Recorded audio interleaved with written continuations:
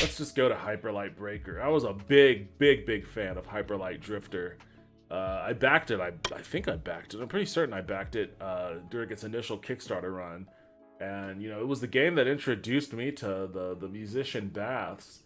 And that trailer with his music was awesome. So let's check out this trailer for their new reveal, Hyperlight Breaker.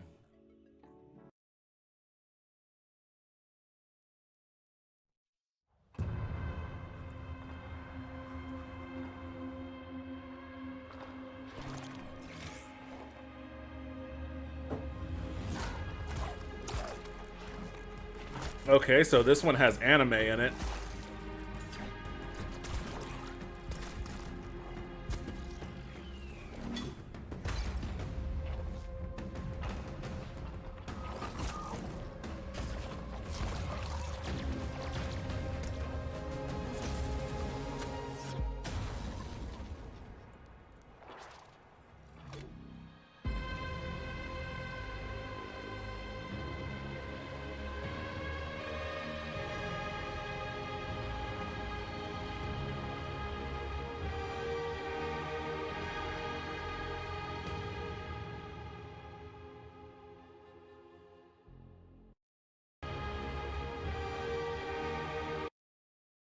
It looks like a PS2 game.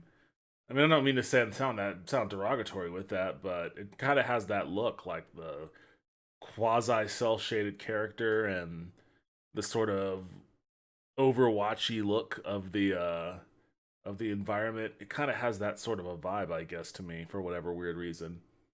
I don't know how I feel about it. I mean, I loved the 2D pixel art of the first one, and it's cool that they want to experiment and they want to branch out and not pigeonhole themselves into remaking the same game over and over again. And I mean, I can't say that it looks cool or not. It was just basically an anime, and then this little glimpse here. The original Hyperlight Drifter trailer is still game among my favorite game trailers.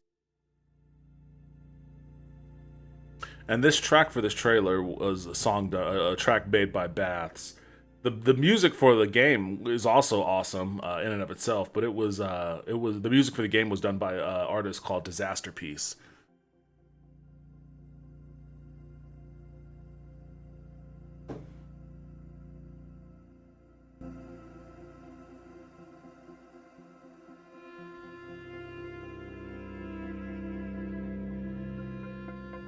I mean, it just had some incredible art. I love the art of this game. And it was fun. It was a well designed game. I enjoyed it. It was hard, but it was really fun.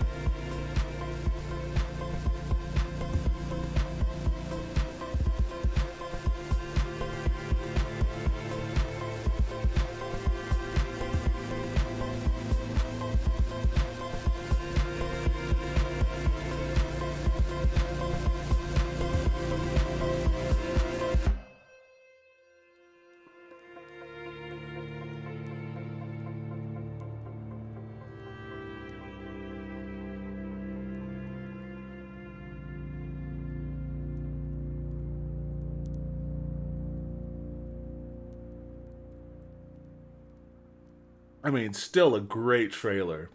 Still one of my favorites. A great trailer. And that one showed, obviously, this was the very first trailer. This showed off a hell of a lot more of the gameplay than this did.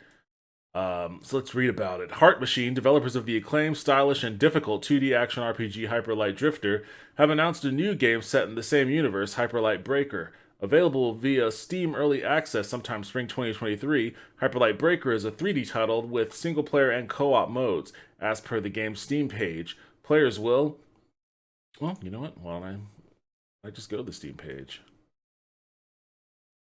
Enter the Overgrowth, a new land in the world of Hyperlight. Play alone or with friends to explore massive biomes, defeat brutal monsters, create new builds, survive the mysterious crowns, and overthrow the almighty Abyss King in this adventure from the creators of Hyperlight Drifter. Okay, well, vague. Let's look at some screenshots. I mean, honestly, it does look like a PlayStation 2 game.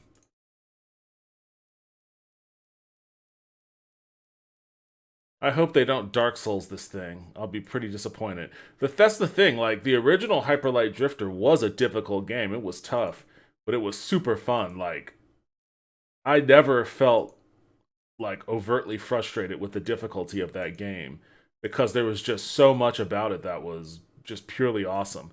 The fighting mechanic was fun, and the art and animation was awesome, and the music was great too. So all of those things gel together, and I never got the sense that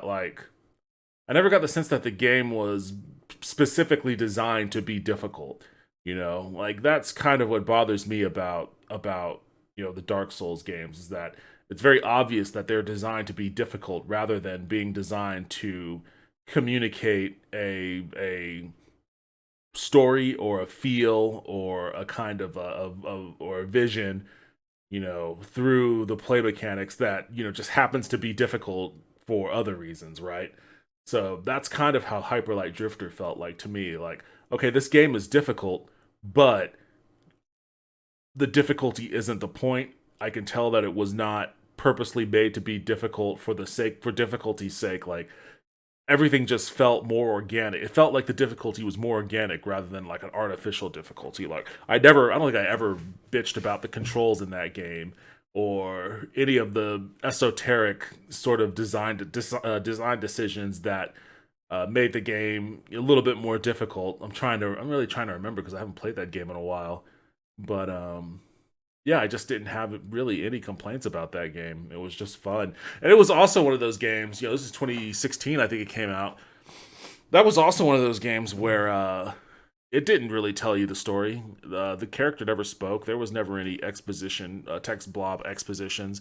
It was a weird foreign world that didn't really tell you anything. And obviously, I've kind of ranted about that aspect of both Dark Souls and Tunic. Um, but it never bothered me with Hyperlight Drifter. I think there is a way to do a game where um the environments you're in have to be so compelling that you kind of want to not know the specific details about the world around you, right? Because there is that kind of feel where it's like, oh man, my imagination is telling me much more. It's engaging with my imagination much more than like a descriptive text blob about the other world would engage with you. And I see that being said by Dark Souls fans a lot, especially with Elden Ring. Only thing is, like, Elden Ring doesn't look that compelling to me. Like, it's just a hill with some grass and some trees, and then you got a castle, and like, all right, it looks like all the other 3D games that are out there, and even Tunic to a degree. Like, there are some things in Tunic that look kind of neat. The visual style is neat, but like environmental design wise, like the way that the architecture looks and all of that, it looks kind of generic for the most part. Like, some generic looking bushes, some generic looking trees and whatnot. But it's not enough for my imagination to like really really, go wild or go out of control, trying to fill in the blanks for myself and having like that mysteriousness, the allure of the mysteriousness of it, being a contributing part to the game's feel or vibe. But I definitely got that with this game. Like this game, part of it is because it's pixel art and really well done pixel art. That just has a really cool style, especially back then. This probably came out close to the maybe right there at the beginning of like the pixel art craze. Like this trailer drop, not the game. The Kickstarter I think was maybe 2 years before the game dropped, maybe 3 years before the game dropped. So when the Kickstarter dropped with the trailer, it was really right at the beginning of like the pixel art craze. So it had a really cool visual style, but I like the geometry of it, like all like the squares and rectangles and stuff. Like it really it gives it its like a really unique kind of feel, a really unique vibe, a really uniform one, and the architecture, even just of that, of like the waterfalls with all of these little blocks, and you have the broken stairs, and it all looks because of the rectangular nature of the structure, it looks fairly robotic. But also, you have all the grass and moss or whatever, so it looks organic too. Like, oh, this is an ancient kingdom that used to be advanced, or ancient city, advanced city that has been abandoned and dilapidated. The structure is broken and shattered, and there's moss and stuff all over it. So like, what's happened here? Is this a post-apocalyptic thing, or what? You have the skull, what looks like the skull of a giant creature right here, and you have you have the geometry, and these weird colored trees, and they kind of work in concert with one another. Like, what was that? Was that was this like a sword almost, like a giant sword sticking out the ground? No context for what that is, but the geometry looks cool. And you had a lot of really cool visual effects too. Like, this looks cool. The geometry of all that looks neat. You've got some skeletons and this giant robot thing at the middle of the area waiting for you. I mean, it's just a really cool visual design. These guys in test tubes and these giant robots, and I'm always compelled by giant robots. And there's a lot of the geometry actually plays a big role in the geometry actually plays a big role in your combat too.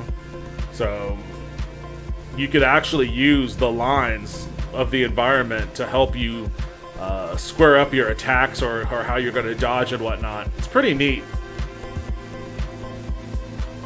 I mean, there's just so much visually going on here that's just much more compelling to me. I mean, and this shot is just the coolest, man. What is fucking cooler than this? But yeah, it's just like the environmental design on this one was so much more compelling that, and I guess the graphic style helps. I did not care at all that the game didn't really tell me anything about the story, from what I recall. I don't think it did. I don't think it told you too much. This is a game that was an excellent example of doing at an elite level what Dark Souls does, in my opinion, really poorly, and what Tunic does, maybe just as poorly. But I do still like Tunic as a game. It's fine. It's fine.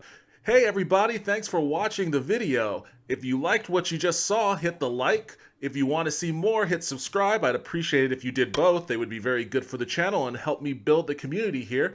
If you have any kind of comments or opinions or anything like that, by all means drop them in the comment section below. I like engaging with y'all, want to do more of that, so thank you again and see you next time.